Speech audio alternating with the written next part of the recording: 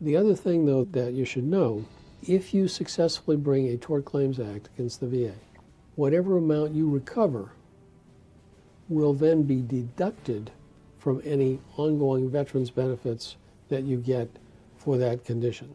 So if you bring a Tort Claims Act and you get $100,000, and you bring an 1151 claim, and the VA is found, that the VA finds that you're eligible for benefits, before you see a dime, they are going to recoup $100,000, and then they'll start paying you the veterans benefits. So you have to understand how those interact. Okay. And does that apply for regular service-connected conditions as well, or is that separate? So no, if you're receiving... it's okay. Only, they only recoup what you would get based on the 1151 claim. Yeah, as I said, I'm no expert in this topic, so I'm learning right along with the audience. This gets pretty esoteric.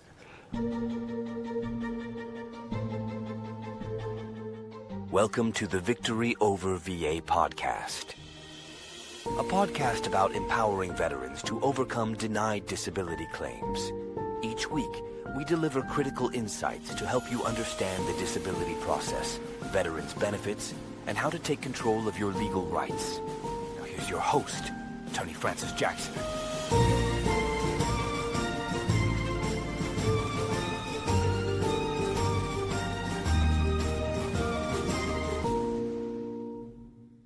Welcome to Victory Over VA. If you're a veteran struggling with the VA's disability system, or just want to make sure you're getting the benefits you've earned, you're in the right place. Don't forget to hit subscribe so you never miss an update that could change your life. I'm Christian Terrison, here with renowned veterans disability attorney Francis Jackson of Jackson and MacNichol.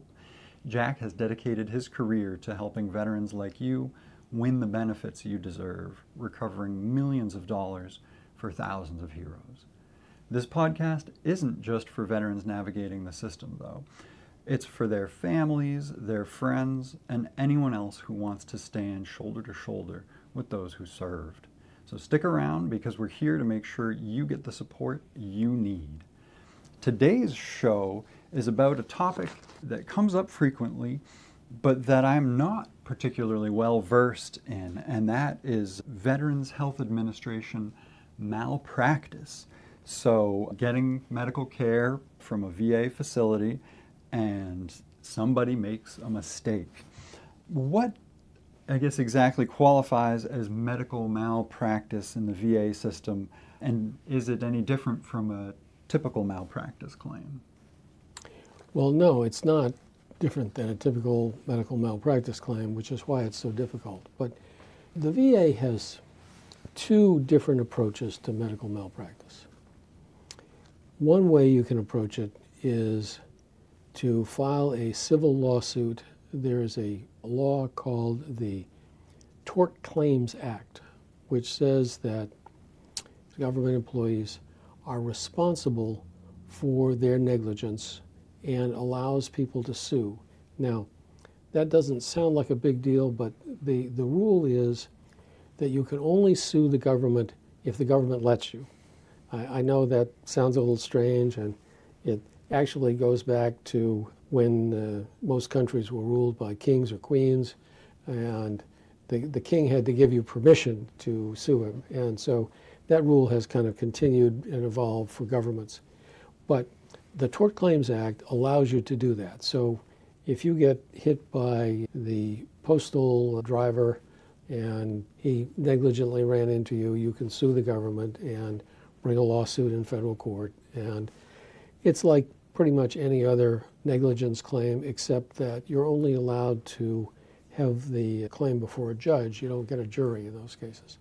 But works the same for medical malpractice. So if a doctor at the VA commits malpractice, they do something horrendous, like they operate on the wrong leg or whatever, then you can sue them in federal court. There is a 2-year window to give them a notice of the claim, and then they have 6 months to respond, and if they don't respond within 6 months, you can start a lawsuit. And if they do respond and deny your claim, you have a limited period of time to respond and file a lawsuit. But those kinds of things are typically handled by attorneys who are experts in negligence cases, and in this case we're talking specifically about medical malpractice, which is a very specialized subset of attorneys around the country. But there are a number of good ones, so it's certainly you can do it if you need to. But what the VA does is to recognize that lots of people who are the subject of potential malpractice probably either do not want to sue or are not in a position to bring a lawsuit themselves and can't necessarily find someone to bring it for them. So the VA offers an alternative path. And that alternative path is in a section of the statute numbered 1151. So it's 38 U.S.C. section 1151. And what that section says is that if you are the victim of medical malpractice by the VA and you don't bring a lawsuit, alternatively, you can make a veterans benefits claim. And the VA will rate your injuries the same way they would rate any other claim. So, if you had a problem with your leg and the VA operated negligently and caused that problem not to heal or to get worse, and they were negligent in doing that, you can make an 1151 claim and the VA will look at it and rate it.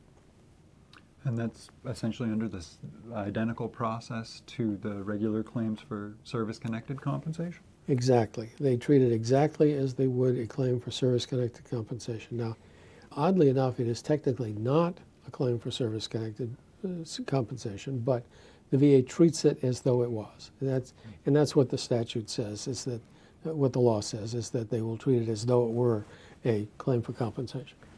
Of the hundreds of veterans I've personally worked with over my time here at Jackson and MacNichol, I can count on my fingers the number who've been completely satisfied with the care they've received from the VA at every turn. So how can veterans identify that line between subpar care versus actual malpractice? The bright line is always, they operated on the wrong appendage. Yeah. But it gets pretty fuzzy pretty quick. It gets very fuzzy very fast. You're right. The best definition I've ever heard was from a lawyer who said, I never look at a malpractice claim unless there was an oh my God result. And that's pretty close. There really has to be a very bad result. I've never specialized in medical malpractice cases, but I did one years ago where this poor woman had some gastrointestinal distress, and it turned out that really it was a gynecological problem, but they didn't know that, and they did all kinds of surgery on her, and she had a terrible result. And anyway, it was literally the oh my God result. And so I worked with another firm, and we eventually got her a very substantial settlement. But it is rare, and I can't emphasize this enough. It is rare when medical negligence has a bad enough result that you're going to be able to bring a medical malpractice case. We've had some 1151 cases that we won, but the most of the ones that we won have been cases where the VA failed to get proper consent before going forward with a medical procedure. We've actually won several of those because I hope it's better now. Most of these cases were a few years ago, but for a while the VA was terrible about getting informed consent. They just didn't do it, pretty much. And so we were able to get some folks who had bad results, some fairly significant benefits under Section 1151. But the important thing to know about 1151 is that there is not a time limit. It's not like the Tort Claims Act. You can make the claim 5 years later, 10 years later, 15 years later. Unlike the Tort Claims Act, where you have to give notice and bring suit within a limited time. With 1151 claims, you can bring them at any point in time. But what you have to do is you have to show that the VA was negligent. It's not just that there was a bad result. And that's what most people do not understand about 1151 claims. They think, well, I went to the VA and I'm not happy with this, how this came out. Well, that's not enough to show negligence. You have to show that the VA doctor did something that was so bad that he should have known it was outside the standard of care. You have to show a breach of the ordinary standard of care, what an ordinary doctor faced with this set of circumstances would have typically done. And I have to tell you that the standard is really pretty supportive of doctors. It's not easy to show that a doctor was outside the standard of care unless he or she did something really pretty egregious. So I don't encourage people to bring us 1151 claims. We always look at them if people come to us with them, and we've won a few. But most people who come to us with 1151 claims really do not have a viable claim. They have a situation where they're unhappy with the outcome, but when you trace it back and you look at what the doctor actually did, it was a reasonable thing for the doctor to do, even though the result wasn't good. So you have to really have a very, very unusual set of circumstances in order to bring an 1151 claim.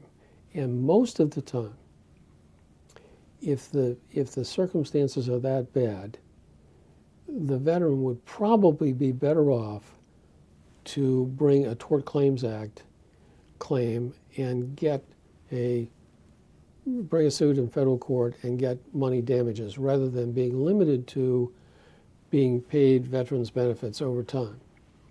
The other thing, though, that you should know, if you successfully bring a Tort Claims Act against the VA, whatever amount you recover will then be deducted from any ongoing veterans benefits that you get for that condition. So if you bring a Tort Claims Act and you get $100,000, and you bring an 1151 claim, and the VA is found, that the VA finds that you're eligible for benefits, before you see a dime, they are going to recoup $100,000, and then they'll start paying you the veterans benefits. So you have to understand how those interact. Okay. And does that apply for regular service-connected conditions as well, or is that separate? So no, if you're receiving... it's okay. Only, they only recoup what you would get based on the 1151 claim. Okay. Yeah, as I said, I'm no expert in this topic, so I'm learning right along with the audience. This gets pretty esoteric. Oh, well, and I've done some malpractice type claims before, but never, in the VA context. So for a veteran who's watching, who is reasonably certain that they've been a victim of malpractice at the VA, what are the first steps they should take? Well, what I would tell people is if you think there's been malpractice at the VA, the very first thing you should do is you should contact a lawyer who does medical malpractice. What you will find is that it's a limited number of lawyers, they're highly specialized, and they're highly selective about the cases that they take. But I repeat what I said in the beginning. If you are eligible to bring a Tort Claims Act claim, in all probability, you will get more money, you will get more compensation by bringing a Tort Claims Act in the federal court with a good medical malpractice lawyer than you would by pursuing it as a veterans benefits claim under 1151. However, if you miss the window, if you don't make the claim within the time, your fallback position is that you can look at an 1151 claim. There are a number of skilled veterans lawyers around the country who will look at those claims. We do, there are others who do, but I have to tell you that I don't think we have considered more than I'm probably being generous, but saying 5% of the claims that have been presented to us as potential 1151 claims as claims that were viable. Most of the time, when people come to us and say, I want to make an 1151 claim, they're really saying, I'm unhappy with the result. It's not that the doctor was negligent. It's not that the VA did something terrible. It's that even though they did their best, it didn't come out well. And that's just not enough to meet the negligence standard. You have to show that the doctor did something really wrong. And that does happen, don't misunderstand. We've seen some cases where doctors did some crazy wrong things, but those are rare.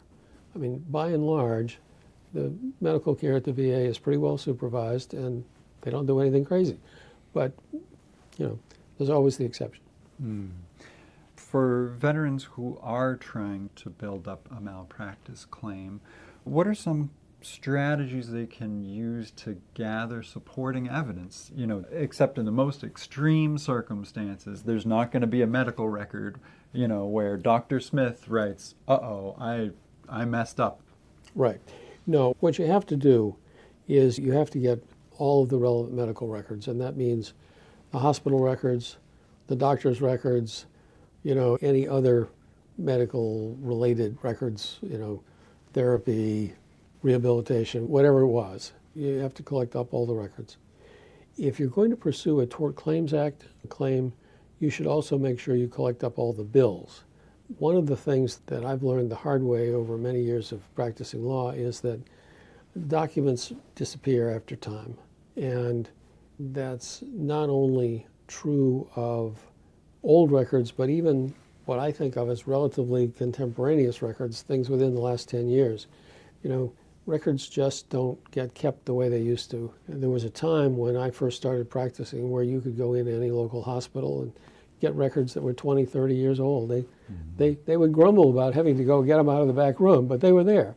That's just not true anymore. Now, most states have some limit on how long medical records have to be kept, and hospitals routinely purge them at the earliest possible time because they're storing them electronically and they want to save the storage space, or they're, worse yet, storing them physically and they want to save the storage space. So the most important thing is to get the records as soon as possible and get all the records, get the individual doctor's records, get the hospital records, get whatever records there are so that you know what there is. But I've said this, and I'm going to say it again because I can't emphasize it enough. If you think there is a medical malpractice claim, do not wait. Go directly to a medical malpractice specialist with all the records you can lay your hands on, explain why you think there's malpractice, and get someone's take on it. If an attorney thinks that there is malpractice, even if they're not willing to take the case, they can direct you to people who specialize in the right area. For example, we often send cases to a lawyer in Virginia who specializes in VA medical malpractice. That's all he does. And he does that all over the country, and he only takes a few cases, but when he takes them, the results are quite impressive.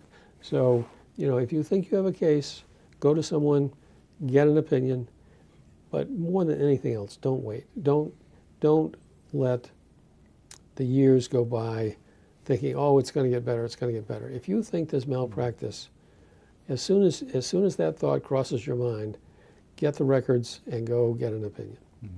And I know you talked about how it's very rare for a medical malpractice claim to actually rise to the level of malpractice. But I was wondering, are there any sets of facts that have been found to rise to malpractice that you were surprised by? So something that maybe to a lay person wouldn't seem to be malpractice, but then, on further analysis, it actually is at that level. So, I know you mentioned the informed consent earlier. That may just feel like a chat with the doctor or what have you. Are there any other things like that that you've come across? The answer may be no. Well, really the informed consent ones are the only ones that I've seen actually rise to the level of actionable malpractice that wasn't obvious, if you know what I mean. Yeah. What we've seen several times is that the VA staff were very careless about getting informed consent. In fact, one case that I still just shake my head about, they told the veteran they were going to do procedure A, and then when they got him sedated, they decided, no, that's really not what we should be doing. We should do procedure B, which they hadn't even hinted to him about, never mind actually talked about or got written consent. And that's probably the most obvious one. But we've had several of these informed consent cases where they just did not disclose the risks.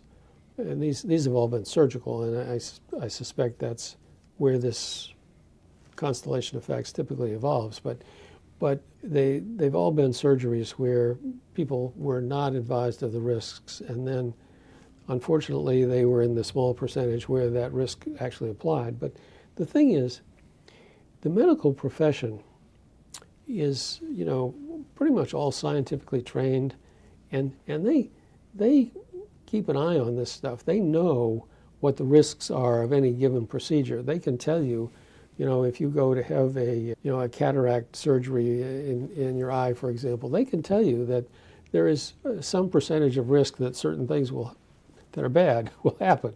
They know about that. And so it's part of their duty, part of the standard of care, for them to tell you those risks in advance and let you make an informed decision whether you're willing to take the risk.